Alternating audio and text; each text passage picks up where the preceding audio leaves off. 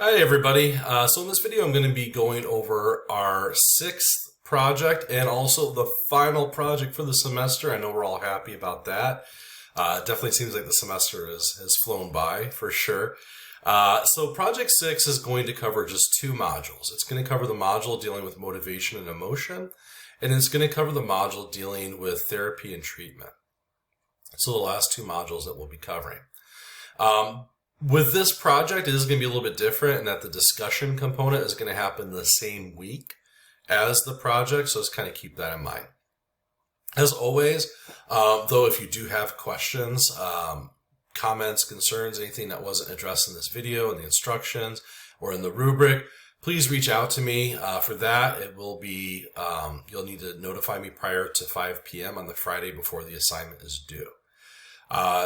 Format here is the exact same, right? This is the sixth time we've done this now, so I'm sure you all kind of already know the overall format. You're going to click on the project form, download the actual form, the Word document.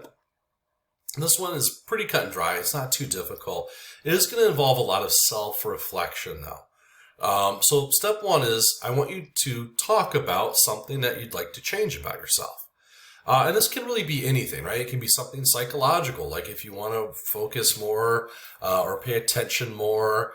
Maybe if, you want to not be as stressed out or anxious.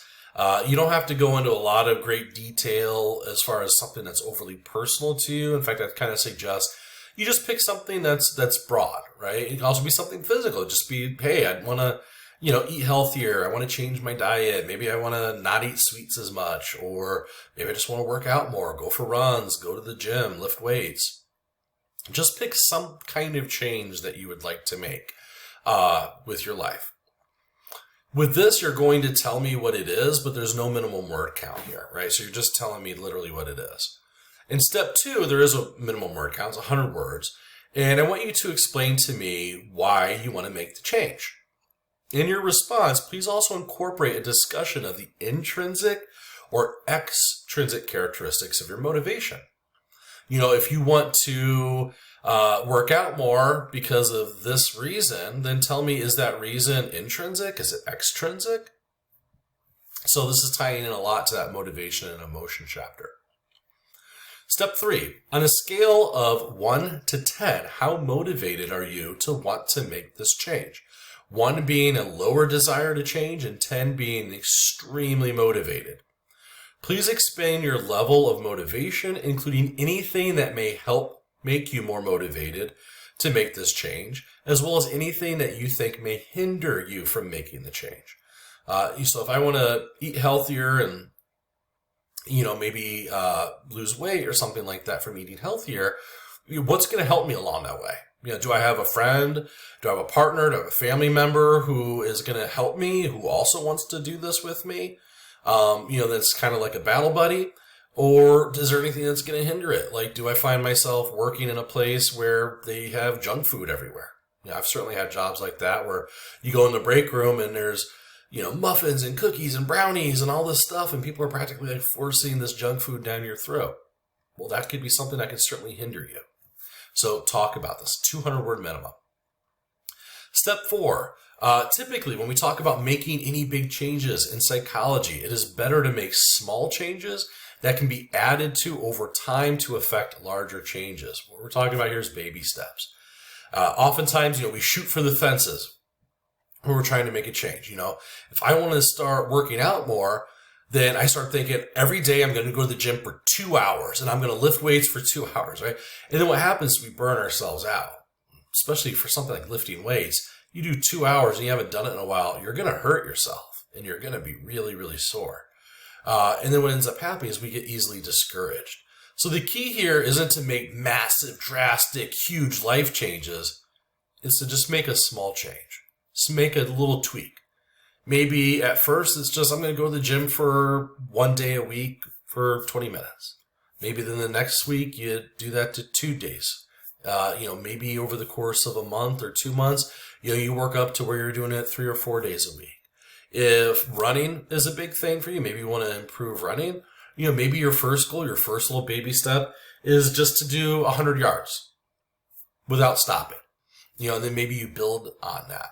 So what I want you to do for step 4 is talk about how this big change that you want to do, you're going to break up into tiny little kind of baby steps that slowly integrate this change into your life. In step 5, what you're going to do is tell me the time frame for this, right? So if I want to be able to run a marathon or something like that, that's my goal. That's the change I want to make. Maybe the first one, if I haven't really been running, is to just do that 100 yards.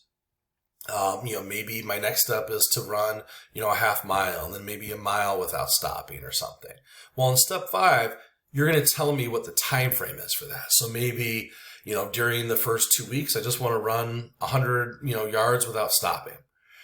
Maybe by the time that first month hits after me making these changes, I want to be able to run that half mile without stopping. Within 2 months, then what I want to do is run that mile without stopping, right? So you kind of see the time frame, how this is progressing. This is a 100-word minimum for step 5. Step 6, please select one specific type of therapy discussed in class. Tell me how you can incorporate this therapy in helping you on your journey to implementing the change you want in your life. So what I mean by that is things like psychotherapy, the cognitive behavioral therapies like APA, how we kind of use operant conditioning to help us, or aversive conditioning. Some of the big ones I'll tell you right now, folks, to pick from, and if you don't find the information in your textbook or in my videos, you can look it up online also, is things like DBT or dialectical behavioral therapy, CBT or cognitive behavioral therapy, and another one that's really, really good is something called rational emotive therapy, or RET is another really good one. There's a bunch out there though, and this is another area I've had it happen once or twice in other projects. If you find something that maybe isn't included in your book that you want to write about, like a therapy to incorporate, just let me know. Just be like, hey, Professor Fox, is it fine if I talk about, IFS? If it's fine if I talk about, EMDR or something like that. Yeah, of course, but just get my permission first so that way we know we're talking about some kind of therapy that at least has some framework, scientifically speaking, that it's not going to be like a placebo effect. So for step 6, you're going to select this therapy.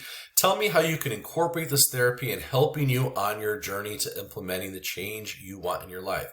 Remember, you can incorporate a therapy yourself. Even if you go see a therapist, that's really what you're doing, right? Your therapist is just a guide, but you're the one who's actually doing it for yourself. Certainly, if you have like a psychological disorder, major problems, you're going to want to go see a therapist. But if you're talking about small little changes, you can actually incorporate these therapies in your own life. For example, something like ABA is all about positive rewards, right? So it's using positive rewards for each kind of approximate baby step that you do along your journey. So maybe if you're able to run 100 yards, within that week or 2 weeks without stopping, what's your reward going to be? And make sure it's a healthy reward, right? It's not going to be, I'm going to eat steak. Maybe it's something like, I'm going to go to the beach. I'm going to go shopping for, a new pair of shoes or something. I don't know. Make it something that's a little bit more of a reward, but, beneficial. It isn't going to be counterproductive. So that's just ABA, but all those therapies will have their own way of incorporating it. Step 7, in the space below, write about what you believe the purpose of this project was and how it helped you in applying the terms, concepts learned during this section of the semester. Please also specify if there are any terms or concepts that you still don't feel comfortable with. That standard step that I have at the end of every single project, right? This is where you're going to kind of tie everything in together. And if you have any questions about the modules we covered for this project, which is motivation and emotion and therapy and treatment, here's your space to ask it. Like every other project, I'm going to go back to Canvas now. When you're ready to submit it, you're going to go to the project submission and look over the rubric. Ready to submit it, you click Start Assignment, upload the assignment, check the box, hit Submit.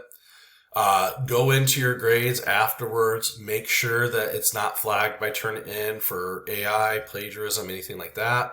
If it is, resubmit it before the due date and you're fine. If you don't, though, you do run that risk of getting 0 for the assignment, and I don't want to see that happen. At this point, though, you all have that pretty much well down, so I don't think there should be any problems with that. Of course, if there are any questions that haven't been addressed, you still have after listening to this video, please reach out to me. Just make sure you do that prior to 5 p.m. on the Friday before the assignment is due so that you're guaranteed an answer. Other than that, folks, that's all I got. Good luck. Finish this last project strong. Finish the semester strong. I'll talk to y'all later. Bye.